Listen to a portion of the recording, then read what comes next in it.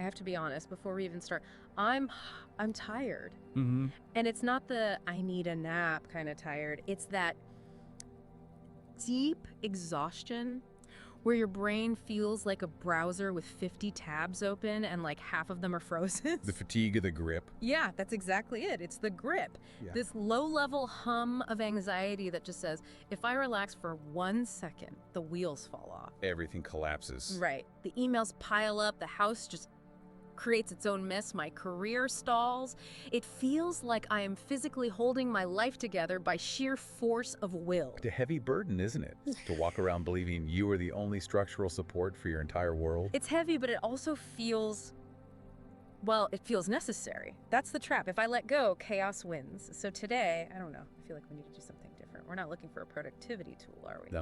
No tools today, no hacks. Good. Today we are going to look at a paradox. Oh, right. We're going to explore the possibility that this power you think you're generating by gripping the wheels so tight Yeah. isn't power at all. It's just tension. Okay, I'm listening, but Yeah. I'm skeptical because in my experience, loosening the grip usually means dropping the ball. Let's test that assumption.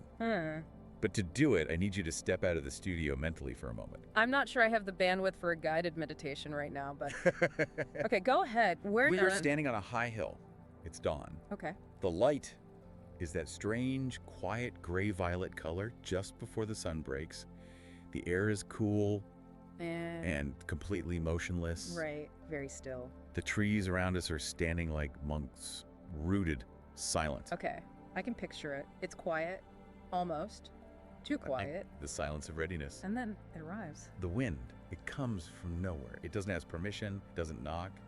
It simply is. Okay, so we've got wind, a nice breeze, or are we talking about a gale? Just wind, pure movement. And this is our teacher today. The wind. Because the wind reveals the ultimate illusion we live under, the illusion of control. Well, think about it. You can't command that wind to blow east. You can't catch it in a jar to save for later. You can't trap it with words. Sure, okay, I can't control the weather, but I can control how I prepare for it, right? Yeah. I can build a shelter, put on a jacket. That's what we do as humans. We weatherproof our lives. You do. We plan, we schedule, we rehearse conversations in the shower 3 days before they happen so we don't look stupid. That's not an illusion. That's strategy. It is strategy, yes, but notice the energy behind it. We believe that if we just tighten our muscles enough, life will behave. We think that if we worry enough, we can prevent bad things from happening. But isn't that prudent? But life is not a tame river. It is the wind. It is uncontainable. And the tighter we grip, the more we suffer. Not because life is cruel, but because we are trying to hold something that has no handle. It reminds me of watching a kid fly a kite. You ever see A that? perfect image, tell me. The first time a kid holds the string, they're terrified. The wind grabs the kite and the kid just panics. They think it's gonna get away, so what do? What do? They pull. They yank the string down tight toward them. And what happens to the kite? It crashes. Dives right into the ground. Every time. Exactly. The child thinks the solution to the instability is more force, more control. But the kite only rises when? When the grip is loosened. When you give it some slack. It needs the tension of the string, yes. But it also needs space to find the current. It's a dance, not a tug-of-war. Okay, I get that. Yeah. But here's the thing, and this is where I get stuck. That moment of letting out the string, it feels reckless. When things are chaotic at work or my finances are weird, the idea of giving it space feels like negligence. It feels like I'm saying, whatever happens, happens. And that is because we confuse control with care. We think worry is a form of love. Oh, that's interesting. We think that if we aren't stressing about our children, we aren't parenting them. We think if we aren't obsessing over the project, we aren't working hard. But that isn't care. That's just fear. Distinguish that for me. Because to me, stress feels like proof that I care. Stress is proof that you are resisting what is happening. Care is attending to what is happening. Okay. Let me share a story. It's an old one, and when you first hear it, it sounds, well, incredibly foolish. I love foolish stories. Let's hear it. There was a man crossing a wide, turbulent river on a ferry boat. A samurai carrying a precious sword, his family legacy. Right. Important sword. Midway across the river, the boat rocked violently, and he accidentally dropped the sword overboard. Oh, disaster. That's gone. You would think. Yeah. But he didn't panic. He calmly pulls out a small knife from his belt and carves a deep mark on the wooden railing of the boat. Hey, wait. He marked the boat. He marked the boat Yeah. and said to himself, This marks the spot where my sword fell. That is... Yeah. That's incredibly stupid. Yeah. I mean, the boat is moving, the river is moving. By the time he gets to shore, that mark means nothing. Exactly. When the boat reached the dock, he dove into the water right beneath the mark he had carved. He searched and searched, furious that he couldn't find his sword. After all, he had marked the exact spot. Okay, I get it, he's a fool, but why are you telling me this? Because we do this every single day. I don't think I do that. Don't you? Yeah. We are archaeologists of our own expectations. We carve marks on the hull of our lives. How? You say, I should be married by 30. That's a mark on the boat. You say, my career should look like this by now. Another mark on the boat. Oh, wow. The river of time has moved on. The context has changed completely. The person you were when you made that plan doesn't exist anymore. The world has changed. But you're still diving into the water beneath that mental mark. Looking for a happiness that was never there to begin with, wondering why you come up with empty hands. Wow, okay. That actually stings a little. We're standing there pointing at the railing saying, but I planned for it to be here. And reality is, the current took it miles downstream. Or perhaps the sword isn't even the point anymore. But we are so obsessed with the mark, the expectation, that we miss the river itself. So, if the wind or the river is this force of constant change and we're the idiots marking the boat, what's the alternative? Do we just not have goals, not have swords? You can have the sword, but you must understand the nature of the river. The wind is not chaos. It's not. It is order without rules. It is flow without agenda. Order without rules. That sounds like a paradox. Think of a leaf in an autumn gust. Visualize it. It spins, it twirls, it shoots upward, it drifts down. Yeah. Does the leaf look like it's struggling? No, it looks like it's riding it. It looks like it's dancing. It doesn't resist the wind. It doesn't try to steer itself to the left because it planned to go left. It finds itself in the wind. See, that sounds beautiful, but I'm not a leaf. I have a mortgage. I have deadlines. The wind in my life isn't a nice autumn breeze. It's a storm of notifications and demands and other people's opinions. I see. If I just twirl like a leaf, I get fired. Do you? Or do you navigate better? No. Let's look at that storm of notifications. It brings to mind a famous riddle, a koan. Okay. 3 monks watching a flag fluttering in a storm. All right, what do the monks say? The first monk watches the flag snapping back and forth and says, the flag is moving. Seems reasonable. The second monk shakes his head. No, he says, that is incorrect. It is the wind that is moving. The flag is just the reaction. Okay, classic debate. Physics versus meteorology. Who wins? Neither. They argue back and forth until the third monk, the teacher, walks by. He listens for a moment and says, not the wind, not the flag. It is your mind that moves. It is your mind that moves. Okay, I'm gonna be the annoying guy here. Physically, the flag is moving, the wind is moving. If the monk says it's the mind moving, isn't that just, I don't know, gaslighting? It isn't a lesson in physics. It is a lesson in attention. Okay. The monk is pointing out that the agitation isn't out there. The problem isn't the wind. The problem is your belief that the wind shouldn't be blowing.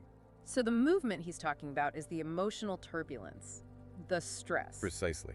The agitation you feel when the email pings, that is your mind flapping, not the phone. I want to push back on that though, because some things are objectively stressful. If I get bad news, that's bad news. It's not just my mind flapping. Is it? Let's try a scenario. You're sitting in a cafe. You finally have 10 minutes to just drink a coffee. A rare occurrence. And suddenly, a huge gust of wind slams into the window, knocks over a sign outside, sends trash spiraling down the street. Okay, disruption. 2 people are watching this. Person A scowls, checks their watch, and mutters, ugh, this weather is awful. Traffic's gonna be a nightmare. Why does it always rain when I have errands? I have been person A many, many times. Person B watches the same gust, the same trash, the same sign falling, and they smile. And they think, wow, look at that energy. Look how the leaves dance. Same wind, same reality. Entirely different worlds. The stress didn't come from the wind, it came from the resistance to the wind. Person A was arguing with reality. Person B was witnessing it. Witnessing. That's a good word. But again, how do we do that? Because I feel like we're conditioned to be fixers. If I see a problem like the sign falling over, I want to go pick it up. If I'm just witnessing, aren't I just being passive? Presence is not passivity. It is active non-resistance. What does that mean? It is seeing the flag flutter without needing to nail it to the pole. You can pick up the sign, yes, but you can do it without the internal narrative that says, this shouldn't have happened, the universe is against me, I hate this day. So it's about removing the commentary track. Yes. But here is the danger. As soon as we talk about this, I know what you're thinking. What's that? You're thinking, okay, I need to add be present to my to-do list. I absolutely was. I was thinking, I'll try this tomorrow morning for 15 minutes. And that is the trap. The trap of trying. The moment you say, I must be more mindful, you have stepped out of the now. How? You've created a future self who is good and spiritual, and a current self who is lacking and distracted. This is just control, dressed up in spiritual clothing. Control dressed in spiritual clothing. That's a killer line. But it's so frustrating. If trying to be present pushes me away from presence, then what the hell am I supposed to do? There's a story of a student who asked his master, how do I attain enlightenment? The master said, when you walk, walk. When you eat, eat. I mean, I'm with the student on this one. That sounds like a fortune cookie advice. The student was annoyed, just as you are. He said, I already do that. Everyone does that. And the master replied, no. When you walk, you are thinking of eating. And when you eat, you are thinking of walking. Okay. Guilty. I am always living about 20 minutes in the future. We all are. But the solution isn't to think harder about walking. It is to dissolve the separation. Let's look at something mundane. A barista making coffee. Okay. She can do this as a routine, a chore, grind, tamp, pour, next. Her mind is on her rent or her argument with a boyfriend. She is efficiently producing a liquid. Right. That's efficiency. That's what we get paid for. It is. But imagine she decides, just for this one cup, to attend to the reality of it. The hiss of the steam, the smell of the roasted earth, the warmth of the ceramic. Okay. She isn't trying to be zen. She is simply letting the coffee making be the entire universe for 30 seconds. Does that actually change anything? Or is she just a barista with a better attitude? I would argue it changes everything. It changes the texture of time. Suddenly, she isn't waiting for her shift to end. She is alive during her shift. And I suspect, though I cannot prove it, that the coffee tastes different. Come on, the coffee tastes the same. Does it? Or is the care an ingredient? When you cook a meal for someone you love versus throwing something in a microwave because you have to eat, is the taste the same? No. No, it's not. The intention changes the experience. But here's my rub with the barista example. If she spends that much time loving the steam, the line out the door gets longer. People get mad. Efficiency matters. Does presence take longer, or does it just feel slower because you aren't rushing internally? A samurai moves faster than anyone, yet his mind is still. That's a good distinction. Fast doesn't have to mean frantic. Exactly. Yeah. We treat our lives as a waiting room. I will get through this commute so I can be home. I will get through this week so I can reach the weekend. Yeah. We are always waiting for the wind to stop so we can finally live. But the wind is the life.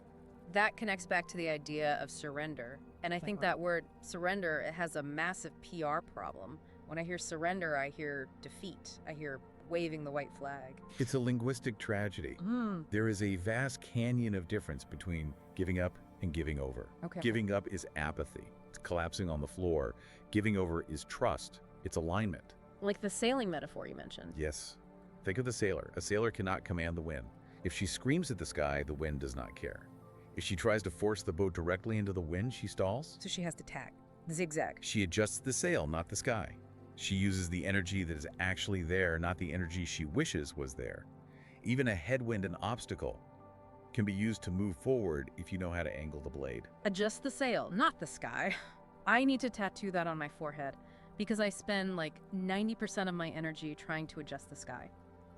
I try to change other people, I try to change the market, I try to change the timeline. And you are exhausted because you are fighting the elemental forces of reality. You are not the hand that holds the rudder, my friend. You are the sea. You are the sea. You are the space in which the wind blows. That's a huge shift from I am the captain to I am the ocean. It's terrifying, but also there's a relief in it, you know? It is the ultimate relief. The dandelion knows this. The dandelion. Think of the seed head of a dandelion. When the wind comes, what does it do? It scatters, it lets go. It releases its seeds with absolutely no map, no GPS, no guarantee of fertile soil. A seed might land on concrete, it might land in a river, and yet the dandelion releases without hesitation. But that's terrifying. We're talking about our seeds, our kids, our projects, our careers. I don't want my kid landing on concrete. I want to carry that seed and place it gently in the best soil I can find. Of course you do. That is the instinct. But can you? Can you guarantee the soil? No, I can't. We cling so hard to the seeds that we often crush them. We suffocate the potential because we are so afraid of the landing. The dandelion teaches that we are not the managers of the universe. We are participants. It's the realization that I was never actually in control in the first place. I'm sitting in the passenger seat with a plastic toy steering wheel, sweating and steering, thinking I'm driving the bus. And the moment you put down the toy wheel, you realize the bus is driving itself perfectly well. Yeah. Your heart beats without your permission. Your cells divide without your supervision. You breathe while you sleep. Life is living you.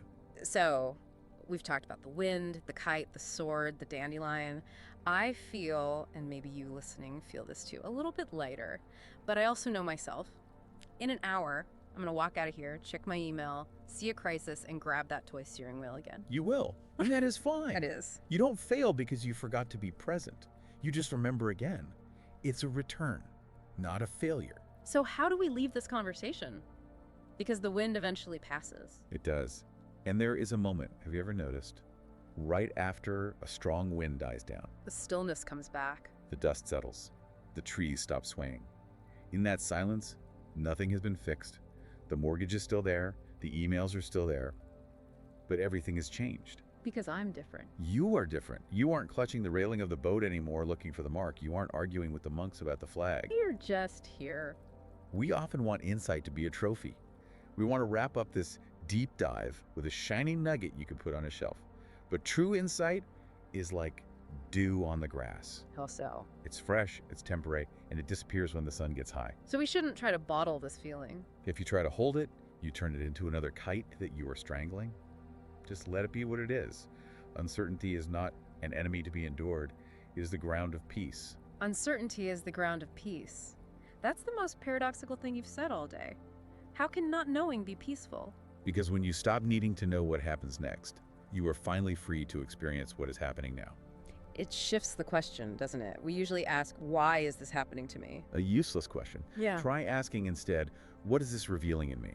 What is this revealing in me? Is this wind revealing my need for control? My fear, my anger? Good, let it show you. Don't fight it, just see it. Because in that seeing, the release happens naturally, like the leaf letting go of the branch, not because it was forced, but because it was ready. It brings us back to that first image. Standing on the hill, the wind hits you, you don't brace for impact, you don't build a wall, you just stand. You stand, you let it rearrange your hair, you let it rearrange your thoughts, you let it rearrange your sense of what is possible, and you remember the most important thing of all. Which is? You are not lost, you are becoming. You are becoming. Every shift in the wind is part of that becoming. So, to you listening, don't rush to fill the silence when this ends. Stay with it for a moment. Listen to your own breath. It's steady, it's unhurried, and it is already whole. I'm going to take a minute before I open those browser tabs. Thank you. This was different, but really good. It is what we all need. Just remember, you don't need to understand the wind. You only need to trust it. We'll see you in the next deep dive, or maybe we'll just see you in the wind. Take care. Be well.